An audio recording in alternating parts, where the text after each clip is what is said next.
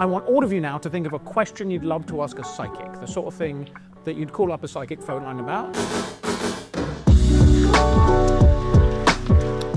Titania, a Leo, I think. Tatiana, okay, sorry. We'll get you a microphone, Tatiana. Hiya. Hello. Who are you here with? My partner, my mom, her boyfriend, and her bestie. You're in a feud with someone at the moment. This feels like a Cold War feud, though. It's not argument. It feels like tense, though. Yes. It's mother-in-law as opposed to mother, right? Yes. Because there is this pulling in your mind of wanting to think of them as like mother. You want to think of them as like mother, but they're the problem. You're like, they keep keeping you at arm's length a little bit. A little more than arm's length, but yet. And you're like, there is like a frustration of like, what the fuck did I do? Correct. Yeah. And I think you have tried every route to be like, accept me, like welcome me into the family, but you still feel like on the outs. Yes. She's like an incredibly like stubborn person across the board, right? In fact, yeah, hand the microphone over to partner. Let's. Who, me? This is your Yes. mom, right? Yeah. To the point that like, when she's doing stuff, if you try and teach her like a new, better way to do stuff, she gets like pissy about it because she's like, no, that's not my way. Correct. Yeah. And I think that she had like a big life plan for you, right? Like she had mapped out your entire life when you were born, basically. Yes. And this has been a constant like battle with the two of you. Yes. And I think that this is like the most recent manifestation of that. Correct. And you are like kind of the unwitting collateral damage in this ongoing battle. And I think you're making this slightly more personal than it needs to be, because I think you're feeling like, what did I do wrong? Why can't I make a breakthrough? Because I think you're good at like, you like the host of all the parties and stuff. You feel like you work a room really well. I'd like to think so. Yeah. And she just seems immune to this power. So you're beating yourself up about this. But actually, like, it is about you because you're involved, but like it's not about you or anything else. Like if it wasn't you, it would be someone else, because the problem isn't anything you're doing. It's your mum's like very fixed idea of how everything should be. She's a very like black or white thinker. There is going to be a route forward where you're more accepted. It's just going to be like a war of attrition slightly. Like she will slowly come around. And I think you've seen little cracks in her every now and then. Yeah. And it's those little cracks that make you even more frustrated, because you're like, we're getting somewhere, and then the next time it's back to square one. Yeah. Yeah, and it is just that little war of attrition where she accepts the reality of the world as opposed to the world that she imagined. And it is incredibly frustrating for her to live her life as someone who imagines how everything should plan out, and then it never does. So she's probably generally a little pissy about everything. So you don't need to beat yourself up. It's going to happen. It's going to take a little bit of time. But at some point, she's going to realize the giant love that you have and how happy you make her daughters. So you don't need to worry about that. You can just trust in that and trust the course, okay? Thank you. Give her a round of applause and move on.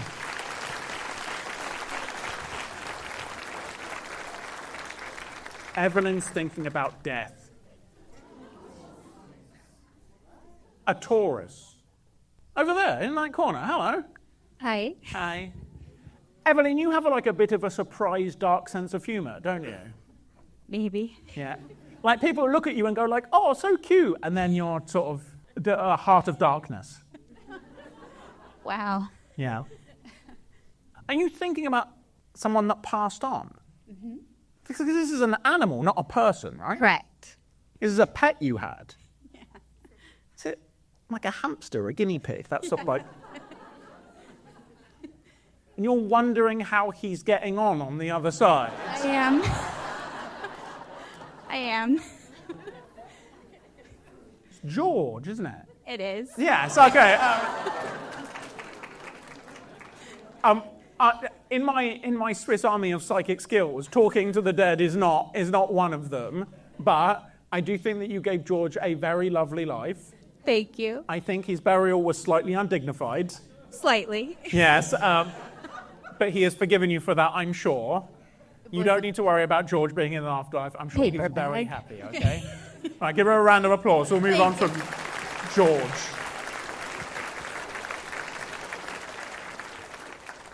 Our friend with the grey hair, what's your name, buddy? George. Will you hand the microphone to George for a second? Are you aware you're a reincarnated guinea pig? No. George? Yes. Oh. You have a couple of kids, right? Yes. Because I was like looking around the crowd and I looked over to you. Steve, right?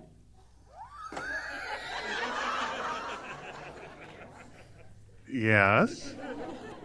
You're pissed off at Steve. Is he the youngest? No. He acts like the youngest, though. You might say that. Does Steve still live with you? Yes. And you're not thrilled. I think you are very loving, but in a very tough sort of way.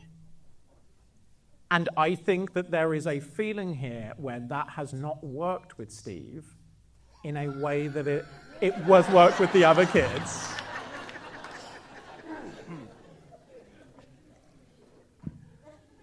So, because you're used to being able to kick people up the arse and get them motivated, and you've tried this with Steve, and he just almost folds in on himself. And I think you want me to give you some sort of guidance on how to get Steve out of your basement, basically. And I will tell you that you're going to have to change your approach, okay? Because the other kid, kick up the arse. I think that you need to make it an environment safe for Steve to do this. And I know that you've tried, but I think you end up getting really frustrated about it. And it's not because he's useless, it's because you see so much potential that you think he's wasting, and you want to just shake him. And I think there's just a giant ball of anxiety with Steve here. And it's about making everything a bit calmer and leading him through that way, as opposed to trying to just throw him out of the nest and hope that he flies.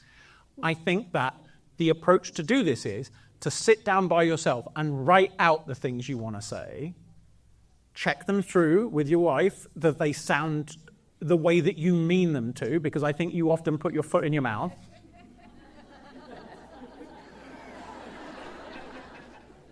Only to change feet. Only to change feet. And doing that is also going to mean that when you feel yourself getting frustrated in this conversation, you can come back to the list that you made, so you don't end up spiraling out and storming off and then sulking in the other room. You sulk.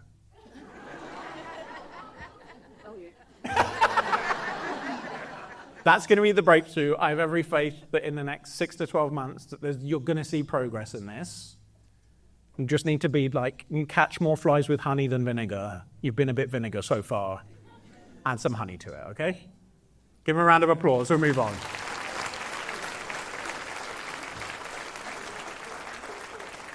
Leo, born on the 10th. John. Hello, how are you? I'm good. How are you, John? Thank you for being the first person to ask me how I am. Oh, there's a lot of change happening in your life at the moment. Yes, there is. And we say you don't look old enough. Are you retiring? I am. You in the emergency services? I am. Fire, right? Fire brigade. Correct. And you've been doing that for almost 40 years. Yeah, 37 years. 37. Yeah, that's a round of applause. Thank you, thank you. You're retiring because it feels like you're ready for this chapter to finish a little bit, but there is a panic as well, because you're I'm ready for it, and then you go oh fuck, what do I do next? Because you're so used to having something to work on. Correct. There is this danger zone of oh no, what if I just lose all my drive and sit at home and don't do anything? Yeah. I think that's the fear though. You've never been someone who's good at sitting still. I think you often volunteer for other bits of. I have volunteered in the past, yes. Yeah. Have you always wanted to write a book? Yep. There's like two separate routes with this. I'm trying to figure out what this... There feels like a I don't know if this is a thing that exists, but like a textbook for firefighters. But then also a more creative, like story sort of book as well. And it feels like sort of two routes forward with that. Are you like an investigator of fires, or like? I have done that, yep. Because this feels much more than just like, oh, I show up and put the water on the thing. This is like you figuring out the science side of it. And Yeah, I'm an advisory panel member to Underwriters Laboratory, so I've been involved in, from 2006 till now, the heavy thinking of science and fire. Absolutely. And I think that there's like loads of stuff you want to share that you've not quite had time because you're doing so many other things. And you want to share all of that knowledge. But then, yeah, there does feel like an arty side as well, where you want to do like a fun story book as well, like a piece of fiction. And it feels a little bit like with your retirement that you're like, oh, what do I do first? And I think that this is a great opportunity to do both. I don't think you need to pick one and do like this until completion. I think the thing that's going to keep you like excited and vital is being able to jump between the two. I also want you to take some time to just rest as well, because you have been told by everyone around you, you should take a rest, take a vacation. And I think you're bad at that. And you have served the people around you for the last 37 years. You have earned some time to rest now. And that doesn't mean you're being lazy. It doesn't mean you're putting stuff off. But I think you've earned some time just to like sit on your ass, go, travel, do all the things you've been saying manana about for the last 37 years. And then share that knowledge. I see you writing this book. I also see you giving a lot of talks and putting yourself out and doing that. And also, there is a vibe of you being really good at explaining this in a way that like people not in the industry feel jazzed about as well. And I want you to do more of that as well, because I think that there is a great future in you explaining how exciting all this is to people that have never thought about there being a science of fire. Right. So don't be shy about this. I think you've been very humble in your career. Now is the time to really flex those muscles. And again, it's not being cringy or awkward. You've got this wealth of knowledge and it helps other people. So be proud about that, okay? No. Right. Enjoy your retirement. Thank you for all of your service.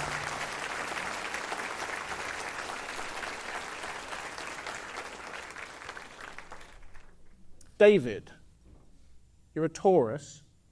I think you're snitching on your wife. Hello, David. Hello. You're not a gambler, right? Yes. Yeah, they'll. Because this feels like you're snitching on your wife a little bit. Yes. We had a lot of fun over the last 30 years. You're picturing yourself and her in a casino, right? Yes. Is this something embarrassing she did at a casino? Oh, yeah. How the hell does he know that? Yes. Is this in Vegas? Yes. Is this with craps? Yeah. Was it the first time you introduced her to craps? Both of us, yes. Yeah. And you let her roll the dice, right? It became her turn. Yes. And she didn't like it, right? Didn't go as planned. Give her the microphone. Oh my God. This is too funny.